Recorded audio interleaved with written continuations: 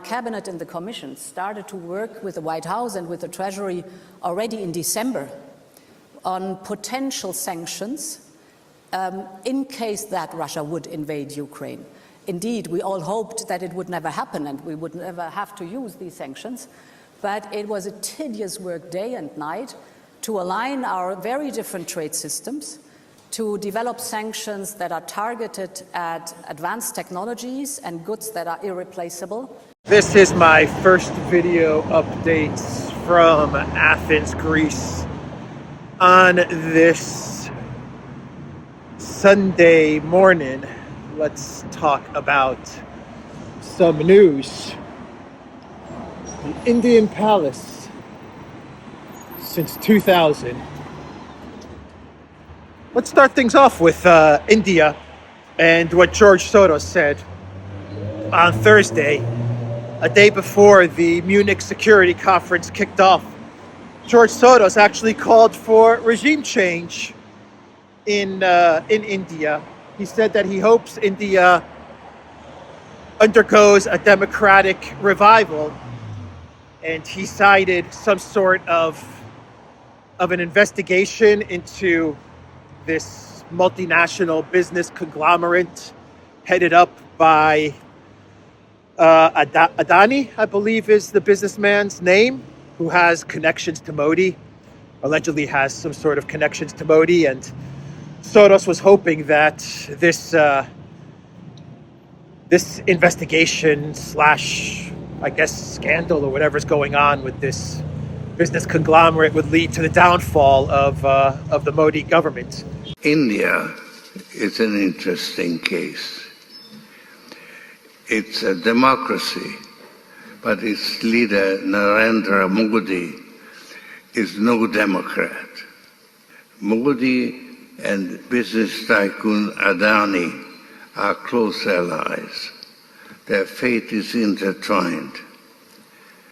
Adani Enterprises tried to raise funds in the stock market, but failed. Adani is accused of stock manipulation, and his stock collapsed like a house of cards. This will significantly weaken Modi's stranglehold on India's federal government and open the door to push for much-needed institutional reforms. And India's foreign minister, Jaishankar, he replied to George Soros' call for regime change in India. And what a reply it was from Jaishankar.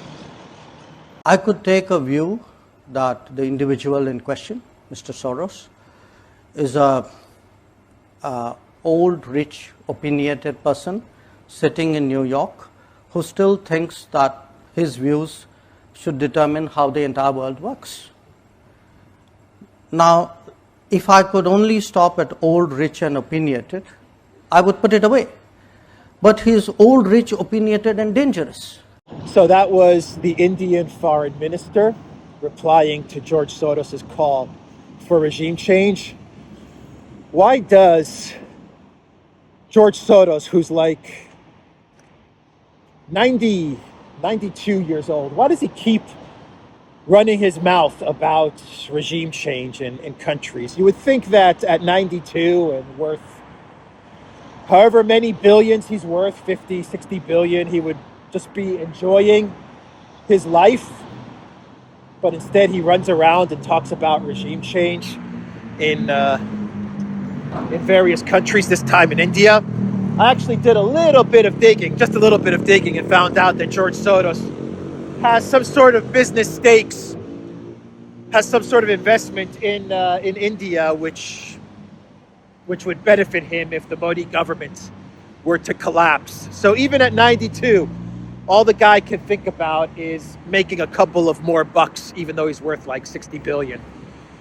What a freaking demon that guy is, I'm telling you. But you know, Jaishankar, that guy is just the best, along with Lavrov and Peter Szijarto in Hungary.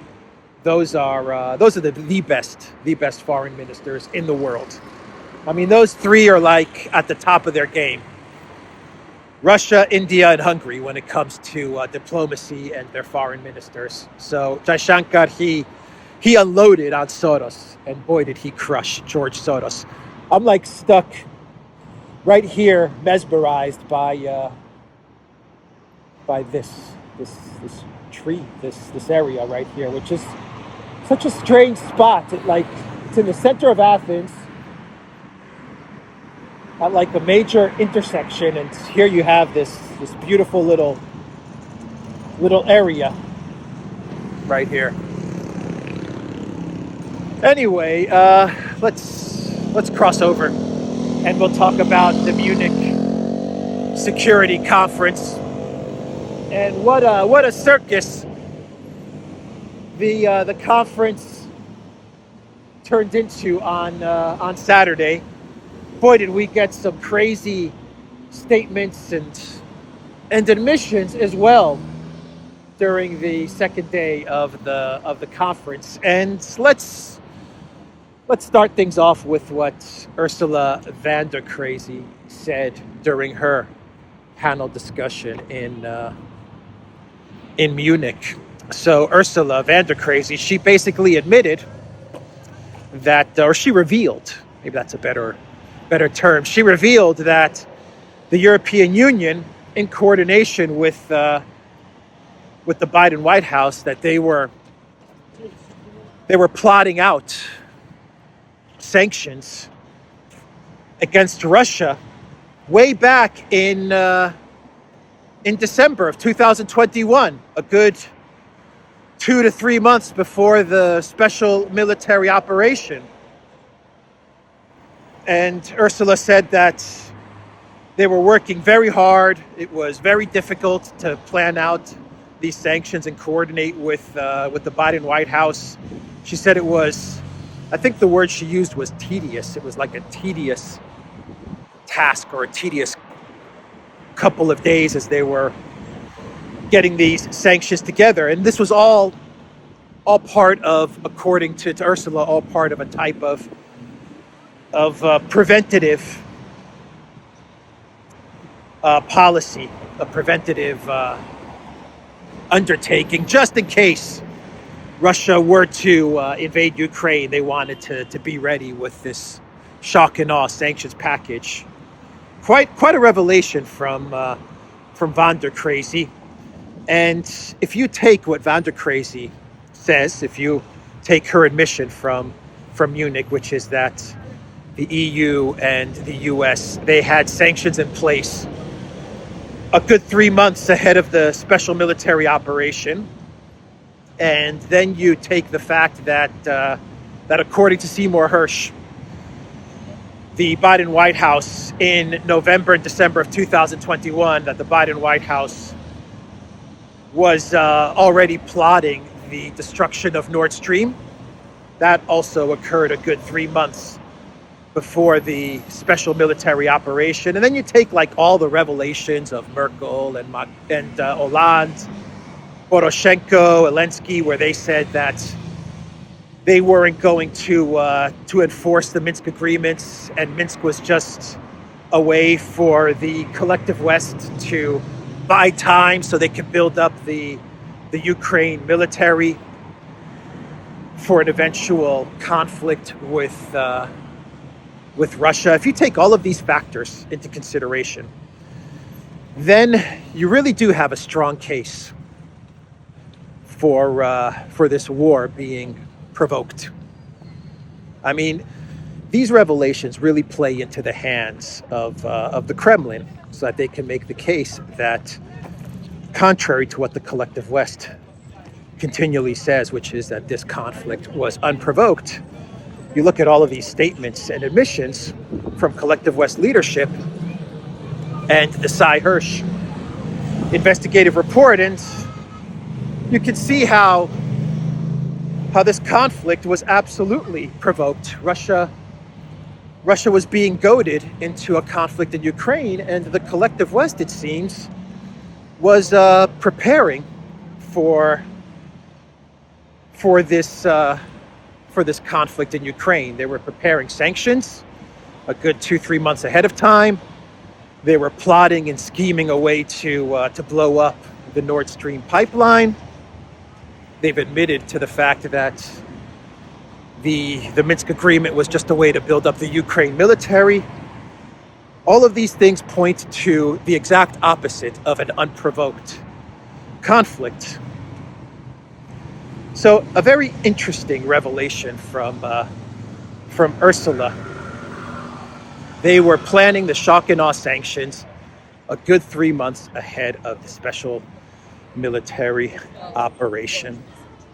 And of course, the plan was something along the lines of goad Russia into conflict in Ukraine,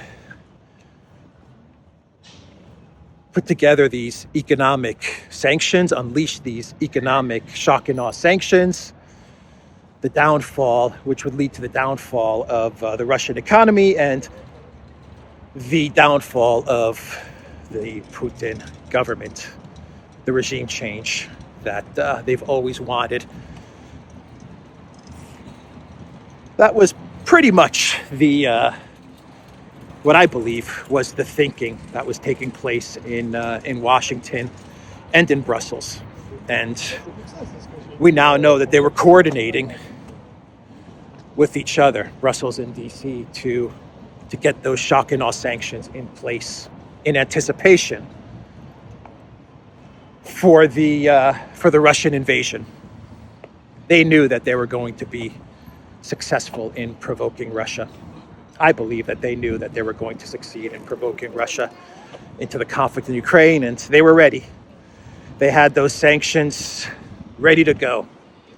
And that is pretty much what Ursula is admitting to. And then she stood up and addressed the audience and said that the Russian economy is in tatters, I tell you. She didn't say that. That's a joke. The other stuff she did say, the Russian economy in tatters at Munich, she did not say that. But, you know, it would have been fun if she did. But that is the statement from Ursula von der Crazy at Munich. And then we got the big clown world statement from Signomi in taxi. Okay. Then we have the big statement from Annalena Baerbock, and wow, what a statement she made during her panel appearance. She was joined by Blinken and by who else was there? Kuleba, the foreign minister of Ukraine. And Kuleba actually said that something along the lines of Putin has to go, or the world won't be safe until Putin is taken out, leaves the scene, something like that. I forgot what he said.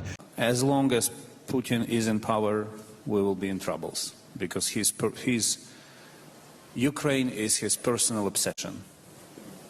But the same old tired, Putin must go, regime change stuff. And whenever they say Putin must go, to me that just accelerates their own downfall. Whenever they say Putin must go, it means that Kuleba has just sped up his departure from the political scene. But we had the statement from Blinken as well. Blinken said that he's absolutely 100% sure that Russia will be defeated. That's what Blinken said. So just reverse that. Whenever a collective West leader says something along the lines of Russia is going to be defeated, I'm 100% sure it means that they're about to lose.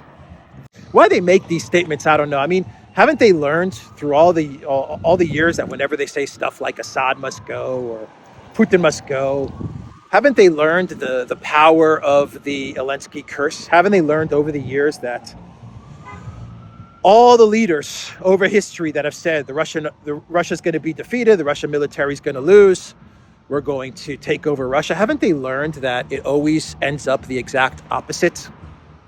I don't understand why they make these statements. You would think that they've studied some history in school or in university, but they haven't. I guess it's just hubris and arrogance. Anyway, let's get to Baerbock and to her clown world of the year statement.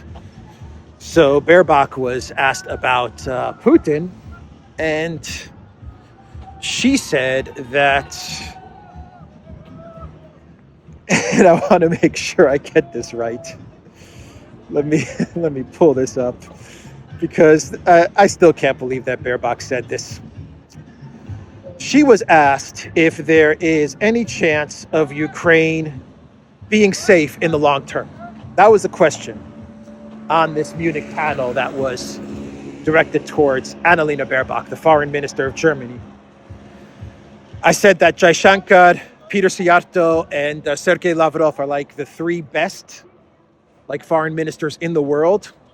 Well, Annalena Baerbock is without a doubt the worst foreign minister I think we have seen in a long, long time. I mean, her and Blinken are just, wow, those two. But Annalena Baerbock, she is as bad as it gets. But she was asked, one sec, as the runners go by here. All right. A lot of distractions today as I'm walking. Let me actually cross over to the side here. So Annalena was asked, any chance of Ukraine being safe in the long term?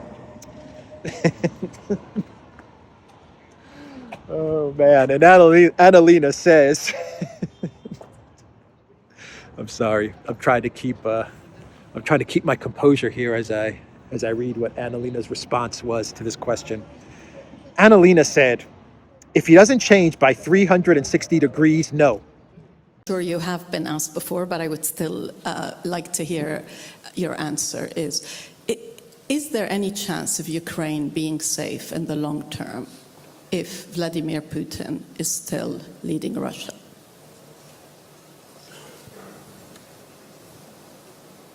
If he doesn't change by 360 degrees, no. But everything that happened over the last year, and it's truly remarkable what's happened over the last year. If he doesn't change by 360 degrees, no.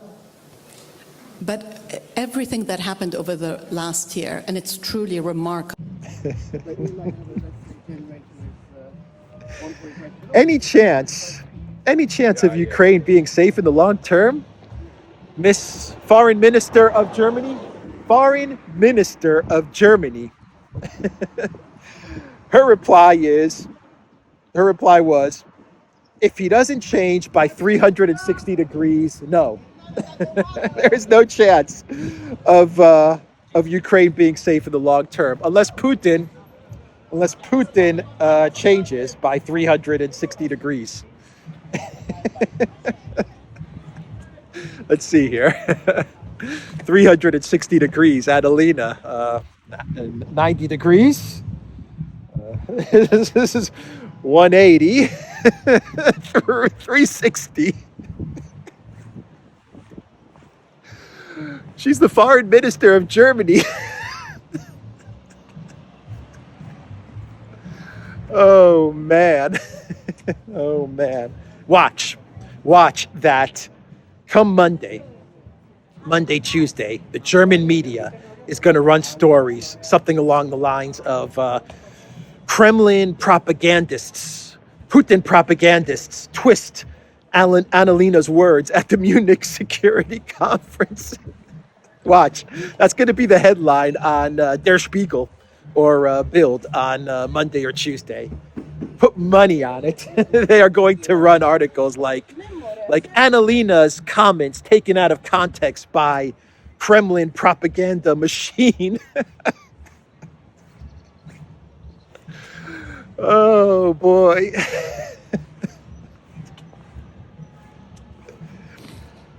I can't believe that these people are running the world, are running the West at least. I can't believe they've reached the top of German government, of German politics.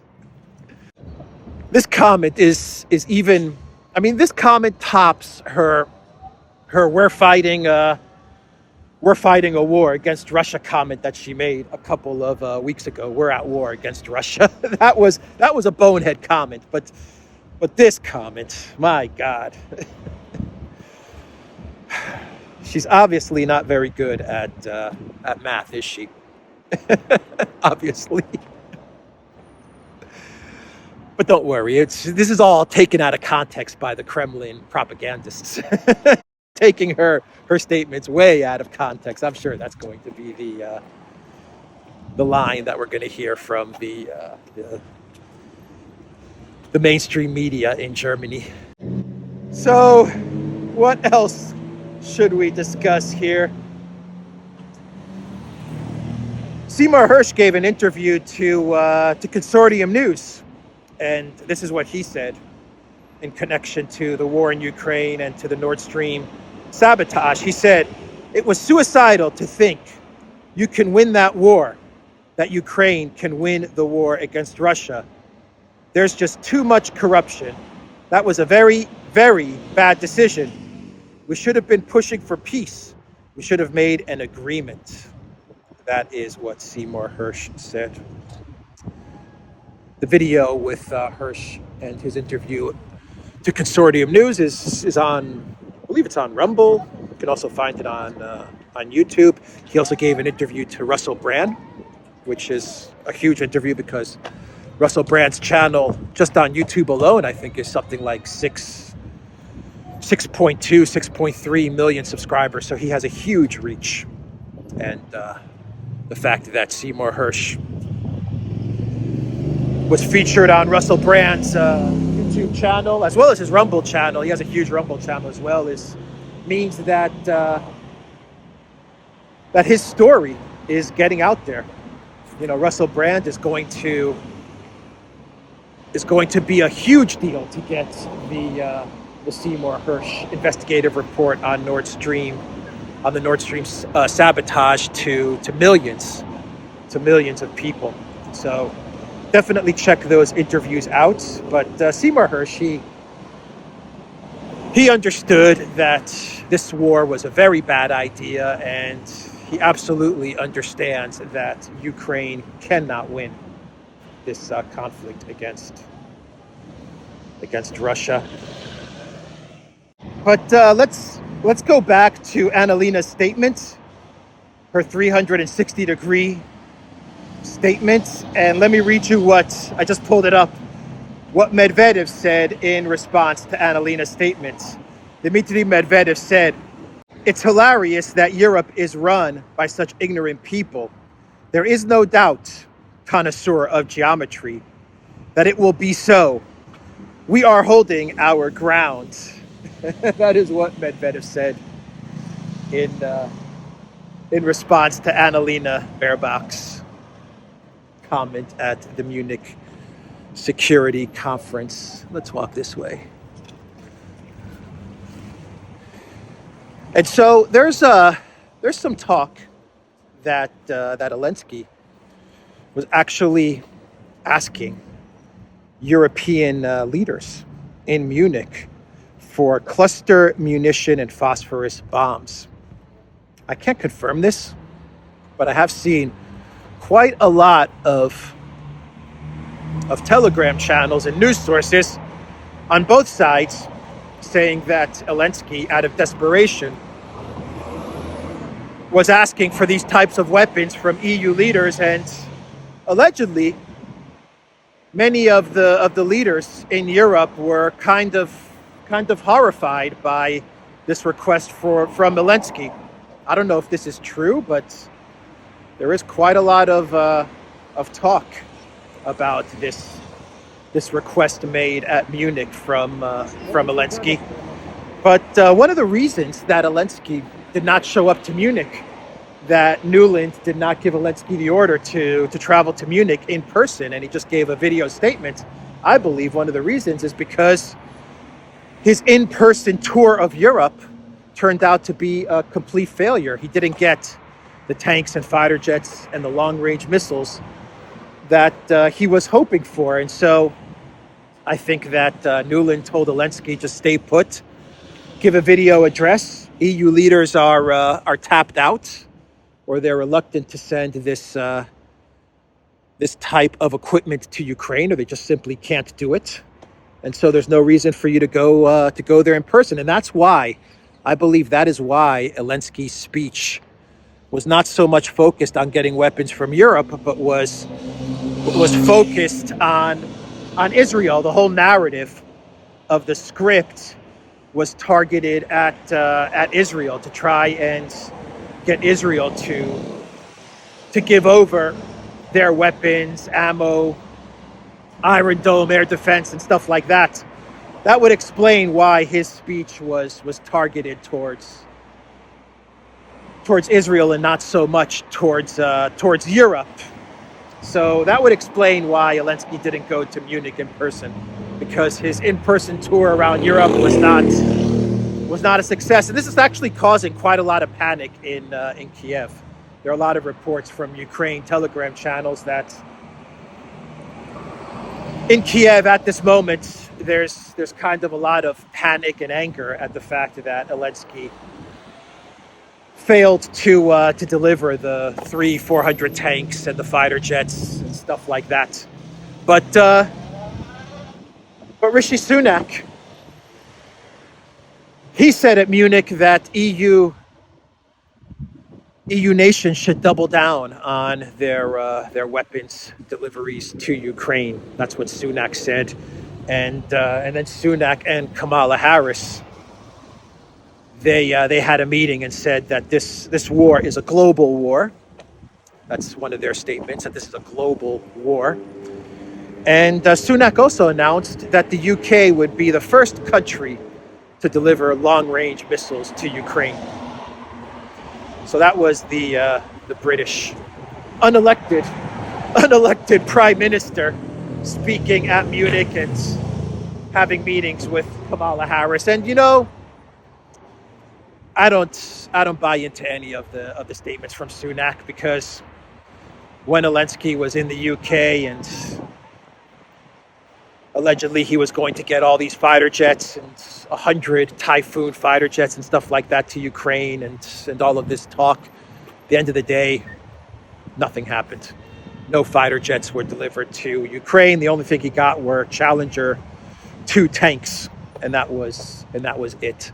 So I think that Sunak's position, his role in all of this is to kind of be the guy that tries to get the ball rolling for EU member states to give up their weapons to Ukraine.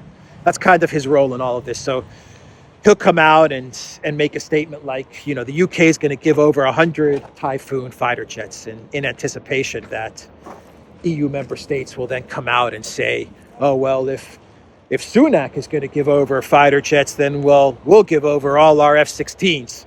And that didn't work out.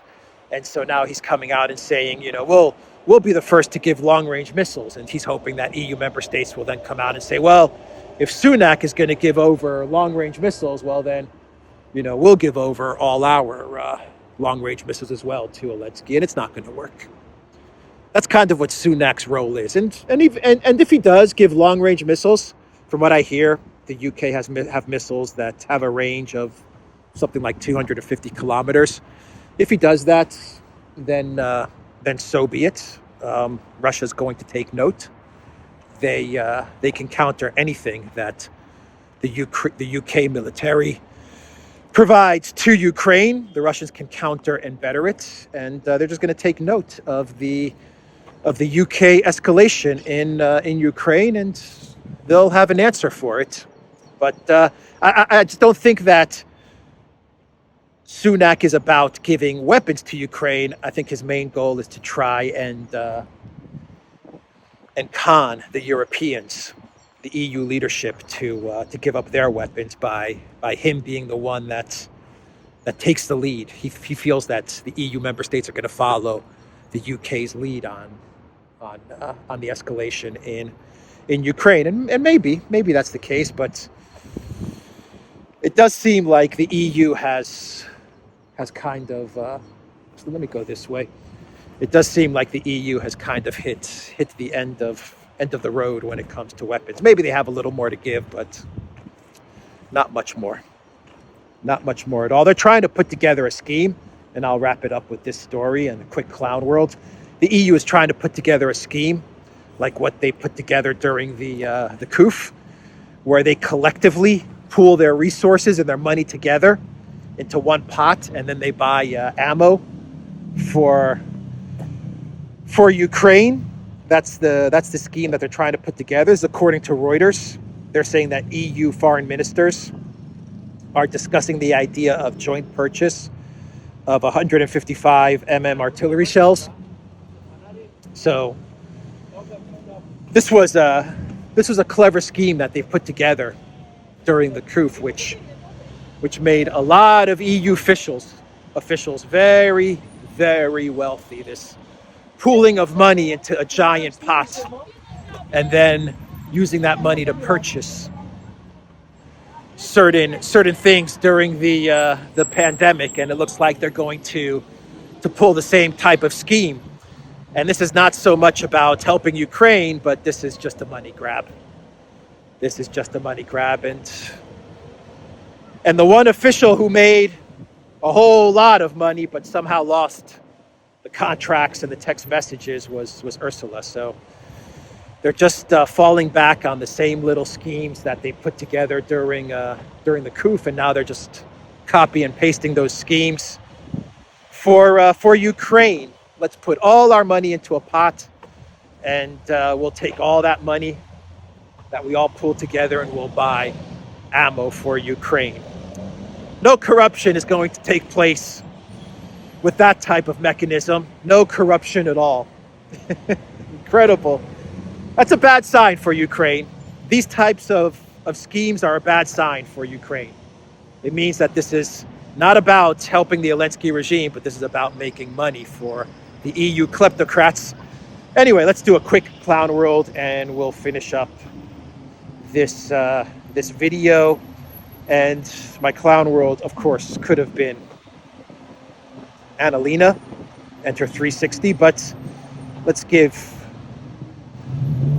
another clown world here. And this is from Max Blumenthal. An F-22, which costs $85,000 an hour to fly, used a $450,000 missile to take down a $12 hobby balloon belonging to the Northern Illinois Bottle Cap Balloon Brigade. Also Biden could prove his manhood to Marjorie Taylor Greene. And there's a headline here which says, Hobby Club's missing balloon feared shot down by U.S. Air Force. Hobby Club's missing balloon. Oh, man. Anyway, that's the video, everybody. TheDuran.locals.com. We are on Rockfin as well. And go to the Duran shop. 10% off. Use the code GOODDAY. Take care.